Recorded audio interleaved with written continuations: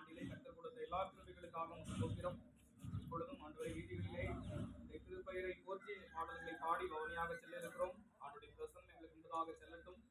ஆண்டவரை நாங்கள் குழந்தைகள் பாலகர்கள் வாயினாலே துதி உண்டு பண்ணினீர் என்கிற வார்த்தையை மெய்ப்பிக்கப்படவும் ஆண்டவருக்கு சாட்சியாய் பவனி அமையும் கற்றுக் இயேசு கிறிஸ்து மூலம் வேண்டுகிறோம் பிதாவே.